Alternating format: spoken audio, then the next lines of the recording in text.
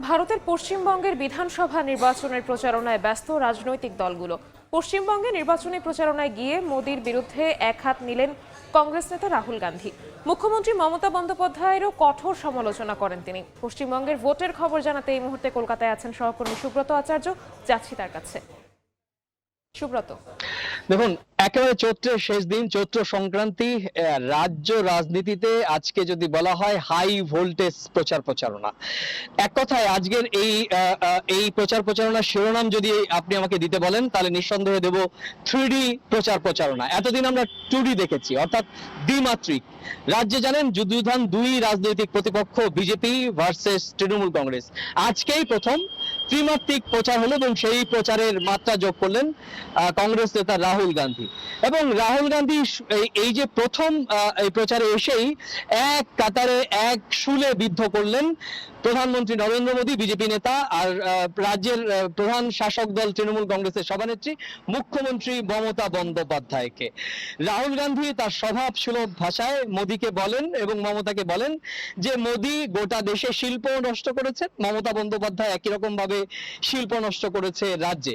শুধু কেন্দ্রীয় সরকারকে নয়, রাজ্যের যে বিজেপিকে সুযোগ করে দেওয়ার পেছনে মমতা বন্দ্যোপাধ্যায়ের হাত রয়েছে বলেও রাহুল গান্ধী একই রকম ভাবে নির্বাচনী প্রচারণায় শুরু করেন। আপনি জানেন যে উত্তর দিনাজপুরের রায়গঞ্জ থেকে আজকে তার প্রধান প্রচারণা শুরু হয় এবং তারপরে তিনি মালদাতে যান এবং তার একটি রোড শোতে অংশ নেবেন। কংগ্রেস নেতা রাহুল গান্ধী এই মুহূর্তে পশ্চিমবঙ্গে রয়েছেন। রাজ্যের এই মুহূর্তে সর্বোচ্চ তাপমাত্রা 36 ডিগ্রির উপরে, কিন্তু চরম শুষ্ক রুক্ষ আবহাওয়া। কিন্তু তার মধ্যে আপনি জানেন যে 7 দিন মাত্র নির্বাচনের বাকি, প্রথম দফার ভোট গ্রহণের বাকি।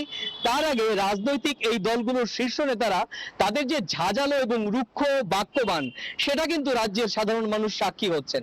অমিত শাহ তিনিও রয়েছেন দিনাজপুরে, দক্ষিণ দিনাজপুরে, উত্তর দিনাজপুরে তিনি রোড শো করেছেন এবং রাজনৈতিক সভা করেছেন।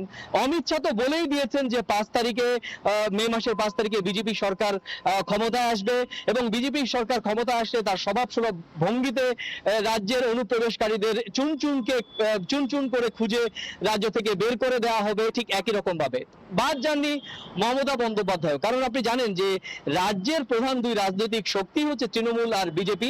কংগ্রেস আজকে ত্রিমাত্রিক প্রচারে যোগ করেছে বইকি, তবে প্রচারের যে মাত্রা, সেই মাত্রায় এখনো পর্যন্ত তৃণমূল এবং বিজেপি কিন্তু দাপিয়ে বেড়াচ্ছে। যদি আপনি আমাকে জিজ্ঞেস করেন যে প্রচারণায় এখনো পর্যন্ত এগিয়ে কে, নিঃসন্দেহে তৃণমূল কংগ্রেস। কারণ 15 তারিখ যখন জাতীয় নির্বাচন কমিশন নির্বাচনে নির্ঘণ্ট প্রকাশ করলো, তার পর থেকেই কিন্তু তৃণমূল কংগ্রেসের সভানেত্রী মমতা বন্দ্যোপাধ্যায় এবং দ্বিতীয় সর্বোচ্চ নেতা অভিষেক বন্দ্যোপাধ্যায় কিন্তু চষে বেড়াচ্ছেন।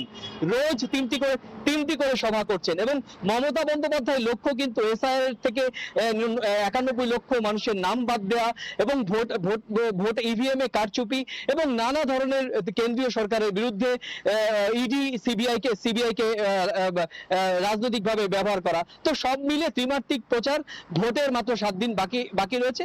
রাজ্য রাজনীতি এখন এই চৈত্রের দাবাওয়াদাহ থেকেও ছাপিয়ে গিয়েছে। তো এই ছিল আমার কাছে পশ্চিমবঙ্গের ভোটের আগে সামগ্রিকভাবে যে রাজনৈতিক প্রচারণা, আমার কাছে থাকা সে সংক্রান্ত সবশেষ তথ্য। পশ্চিমবঙ্গের বিধানসভা নির্বাচনের সর্বশেষ তথ্য জানাতে কলকাতা থেকে আমাদের সাথে যুক্ত হয়েছিলেন সহকর্মী সুব্রত আচার্য।